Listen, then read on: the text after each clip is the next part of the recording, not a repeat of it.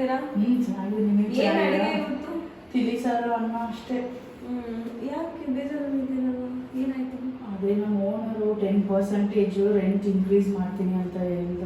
Okay. But ಏನೋ ಒಂಥರ ಇದೆ. 10%? ಅಯ್ಯೋ ಕರ್ಮ, ಬರೇ ಇದೇ ಆಯ್ತು. ಬರೇ 10% ಇಯರ್ಲಿ ಇದೇ ತರ ಮಾಡ್ತಾ ಇದ್ರೆ ದುಡ್ಡಿದ್ದೆಲ್ಲ ಬರೀ ಇದಕ್ಕೆ ಹಾಕೋದಾಗಿದೆ. ಏನಾದ್ರೂ ಒಂದು ಸೊಲ್ಯೂಷನ್ ಹುಡುಕ್ಲೇಬೇಕು. ಇದು ರೆಂಟ್ ಕಟ್ಟೋದು ಇದು ಎಲ್ಲ ಸ್ವಲ್ಪ ಸ್ಟಾಪ್ ಮಾಡ್ಬಿಟ್ಟು ಅಪಾರ್ಟ್ಮೆಂಟ್ ತಗೊಂಡ್ಬಿಡದ. ಅದು ಹೆಂಗಾಗತ್ತೆ? ಇವಾಗೆಲ್ಲ 90% ಲೋನ್ ಮಾಡಿಸ್ಕೊಡ್ತಾರೆ, 10% ಮಾತ್ರ ನಾವು ಕಟ್ಟೋದು. ಓಕೆ, ಹೌದು ನಾನು ಕೇಳಿದ್ದೀನಿ. ಆಡ್ಸ್ ಅಲ್ಲೆಲ್ಲ ನೋಡ್ತಾ ಇದ್ದೀನಿ. ಈಗೆಲ್ಲ ಬ್ಯಾಂಕ್, ಟಾಪ್ ಬ್ಯಾಂಕ್ಸ್ ಅಂದ್ರೆ ICICI, SBI, IDFC, HDFC, ಕೊಟ್ಟಂತವರೆಲ್ಲ 90% home loan ಕೊಡ್ತಾ ಇದ್ದಾರೆ.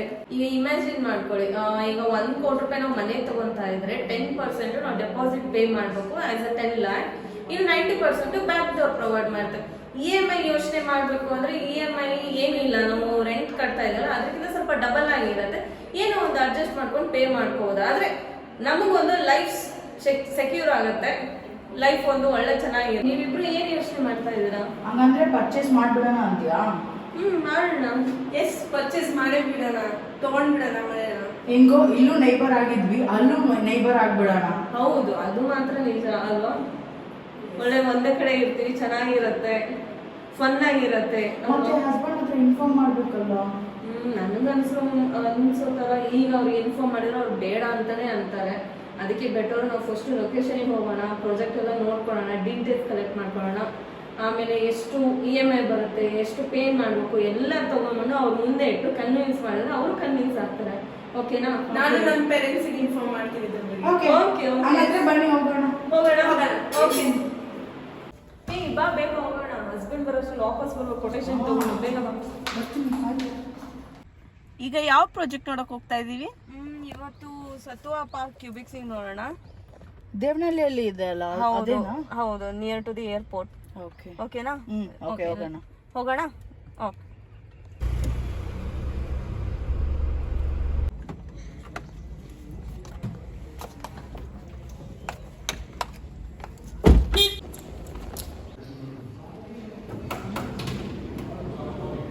Yeah, sure.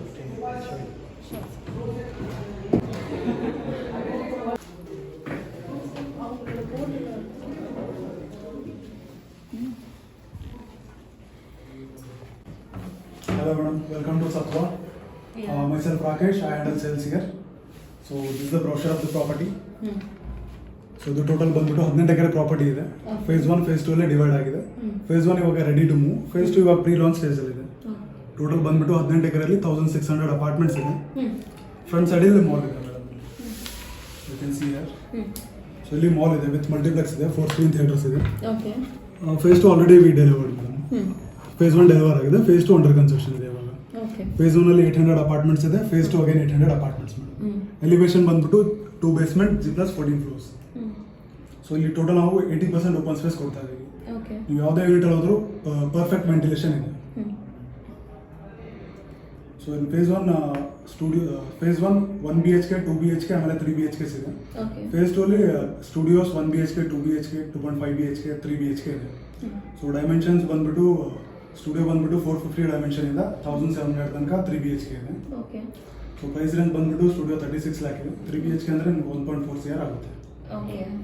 ಮತ್ತೆ ಎಷ್ಟು ಯೂನಿಟ್ ಈಗ ಇರೋದು ಅವೈಲೇಬಲ್ ಇರೋದು? ಅವೈಲಬಿಲಿಟಿ ಫೇಸ್ 2 ಅವೈಲಬಿಲಿಟಿ ಇದೆ, ರೀಸೆಂಟ್ ಆಗಿ ಸ್ಟಾರ್ಟ್ ಮಾಡಿದ್ದೀವಿ. ಫೇಸ್ 1 ಅಲ್ಲಿ ಆಲ್ಮೋಸ್ಟ್ 90% ಸೋಲ್ಡ್ ಆಗಿದೆ. ಓಕೆ, ಫೇಸ್ 2 ನಾವೀಗ ಬುಕ್ಕಿಂಗ್ ಮಾಡ್ಬೇಕಲ್ವಾ? ಬುಕಿಂಗ್ ಸ್ಟಾರ್ಟ್ ಆಗಿದೆ ಮೇಡಮ್, ಮಾಡಬಹುದು. ಹೌದಾ? ಅದಕ್ಕೆ ಎಷ್ಟು ನಾವು ಪೇ ಮಾಡ್ಬೇಕಲ್ವಾ? ಬುಕಿಂಗ್ ಅಮೌಂಟ್ ಬಂದ್ಬಿಟ್ಟು 5% ಇರುತ್ತೆ. ಓಕೆ, ಆಮೇಲೆ ನಮಗೆ ಯಾವಾಗ ಅದು? ಅದಾದ್ಮೇಲೆ 15 days ಅಲ್ಲಿ ಅಗ್ರಿಮೆಂಟ್ ಎಕ್ಸಿಕ್ಯೂಟ್ ಮಾಡ್ತೀವಿ. 15 to 20% ಮೇಲೆ ಅಗ್ರಿಮೆಂಟ್ ಆಗುತ್ತೆ. ಅದಾದ್ಮೇಲೆ ಎವ್ರಿ 3 to 4 months 1 ಇನ್ಸ್ಟಾಲ್ಮೆಂಟ್ ಇರುತ್ತೆ, 7% ಇರುತ್ತೆ. ಇದು ಬಂದ್ಬಿಟ್ಟು ಕನ್ಸ್ಟ್ರಕ್ಷನ್ ಲಿಂಕ್ ಪ್ಲಾನ್ ಅಂತಾರೆ. 3 to 4 years ಅಲ್ಲಿ ನೀವು ಪೇ ಮಾಡ್ತೀರಾ ಇನ್ಸ್ಟಾಲ್ಮೆಂಟ್ ಪ್ರಕಾರ. ಓಕೆ, ಇದು ಕನ್ಸ್ಟ್ರಕ್ಷನ್ ಎಲ್ಲ ರೆಡಿಯಾಗಿ ನಮ್ಮ ಕೈಗೆ ಹ್ಯಾಂಡ್ ಓವರ್ ಆಗೋದು by December 2028. 2028. Okay, ya sure. ಸರಿ ಮೇಡಮ್, ನೀವು ಮಾಡಲ್ ಫ್ಲಾಟ್ ನೋಡ್ಕೊಂಡ್ ಬನ್ನಿ, then we can discuss about the pricing. Okay, ಏನಾದರೂ ನೆಗೋಸಿಯೇಷನ್ ಏನಾದರೂ ಪ್ರೈಸ್ ಸ್ವಲ್ಪ ನೆಗೋಷಿಯಬಲ್ ಇದೆ. ಇದೆಯಲ್ವಾ? ಹೌದು. ಓಕೆ ಸರ್, ನೋಡಿ ಯೂನಿಟ್ ಸೆಲೆಕ್ಟ್ ಮಾಡಿ, ಡಿಪೆಂಡ್ ಆನ್ ದಟ್ ಪ್ರೈಸ್ ಮಾತಾಡೋಣ. ಓಕೆ, ನಾವು ನೋಡ್ಕೊಂಡು ಬಂದ್ಮೇಲೆ ಡಿಸ್ಕಸ್ ಮಾಡೋಣ. ಶೋರ್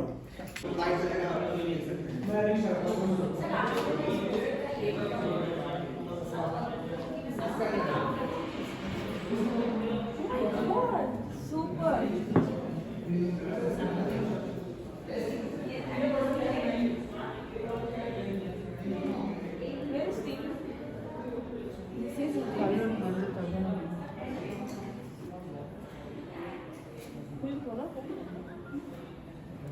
ಅಲ್ಲ ಚೆನ್ನಾಗಿದೆ ಅಲ್ವಾ? ತುಂಬಾ ಚೆನ್ನಾಗಿದೆ. ಏನ್ ಇವ್ರು ಇದೇ ತರನೇ ಕೊಡ್ತಾರಲ್ವಾ ನಮಗೆ? ಹಾ ಹೌದು, ಇದೇ floor. ಏನ್ ನೋಡ್ತಾ ಇದ್ಯೋ ಅದೇ ತರ. ಓಕೆ ಅಲ್ವಾ? ಚೆನ್ನಾಗಿದೆ, ಇದೇ ತರ ಮಾಡಿಸ್ಬೇಕು ಕಣೋ. ಮಾಡಿಸ್ಬೇಕು, ಇಲ್ಲ ಅಂದ್ರೆ ಅಷ್ಟೊಂದು ಲುಕ್ ಬರಲ್ಲ. ಅದ್ರ ನಾವು ಜಾಸ್ತಿ ಸ್ಪೆಂಡ್ ಮಾಡೋದು ಅಡಿಗೆ ಮನೆಯಲ್ಲೇ ಅಲ್ವಾ? ನಮಗೆ ಸ್ವಲ್ಪ ಕಂಫರ್ಟಬಲ್ ಆಗಿ ಯೂನಿಕ್ ಆಗಿರ್ಬೇಕು. ಈ ಯುಟಿಲಿಟಿ ಏರಿಯಾಗಳು ಸೂಪರ್ ಅಲ್ವಾ? ಸಖತ್ತಿದೆ. ಇಲ್ಲಿ ಸಪ್ರೇಟ್ ಹಾಕಿ ಅದಿರುತ್ತೆ. ಇಲ್ಲಿ ನಾವು ವಾಷಿಂಗ್ ಮಿಷಿನ್ ಇಟ್ಕೊಂಡಿದ್ರೆ ಹಾ. ಅಡುಗೆ ಮಾಡುವಾಗ ಈಗ ಹಾ, ವಾಷಿಂಗ್ ಹೌದು. ಮಾಡ್ಬೋದು. ಇಲ್ಲಿ ಓವನ್ ಬರುತ್ತೆ. ಹೌದು, ಓಕೆ. ಎವ್ರಿಥಿಂಗ್. ಆಮೇಲೆ ಸ್ಟೋರೇಜ್ ತುಂಬಾ ಸ್ಪೇಸ್ ಇದೆ ಅಲ್ವಾ? ಹೌದು, ಈ ತರನೇ ಮಾಡಿದ್ರೆ ತುಂಬಾ ಚೆನ್ನಾಗಿ ಆಮೇಲೆ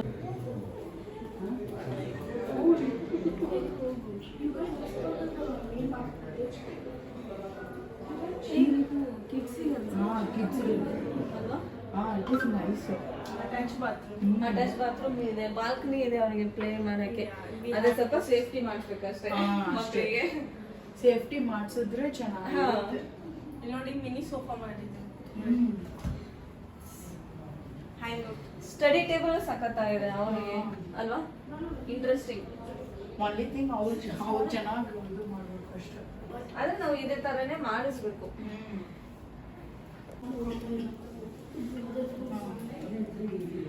common bathroom, common bathroom tiles ಚೆನ್ನಾಗಿದೆ ಅಲ್ವಾ? ಈ ಡೈನಿಂಗ್ ಟೇಬಲ್.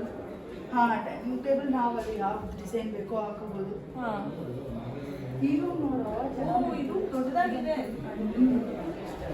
ಇದು ಫಾರ್ ಗೆಸ್ಟ್ ಗೆಸ್ಟ್ ರೂಮ್ ಅಥವಾ ತುಂಬಾ ಚೆನ್ನಾಗಿದೆ ನೋಡೋಕೆ. ಅದೇ ಈ ತರ ಎಲ್ಲ ನಾವು ಫರ್ನಿಚರು, ಫ್ಲೋರಿಂಗ್ಸ್ ಎಲ್ಲ ಕರೆಕ್ಟ್ ಆಗಿ ಮಾಡಿದ್ರೆ ತುಂಬಾ ಚೆನ್ನಾಗಿ ಕಾಣಿಸುತ್ತೆ. ಹೌದು. Wow, master bedroom. ಯೆಸ್. ಓ ವಾವ್, ನೈಸ್. ಎಷ್ಟು ಚೆನ್ನಾಗಿದೆ ಅಲ್ಲ? ಅಲ್ಲ, ಎಷ್ಟು ಸ್ಪೇಸ್ ಇದೆ, ಎಷ್ಟು ಚೆನ್ನಾಗಿದೆ. Measurement balcony. ಈ ಬಾಲ್ಕನಿಯಲ್ಲಿ ಪಾರ್ಟಿ ಮಾಡ್ಬೋದು. ಯೆಸ್. ತಗೊಂಡ್ಮೇಲೆ ಮಾಡೋಣ. ಆಬ್ವಿಯಸ್ಲಿ 3 ಜನ ಒಂದೊಂದು ಮನೆಯಲ್ಲಿ ಮಾಡೋಣ ಪಾರ್ಟಿ. ಒಂದೊಂದು ವಾರ ಬರೇ. ಮಜಾ ಮಾಡೋಣ.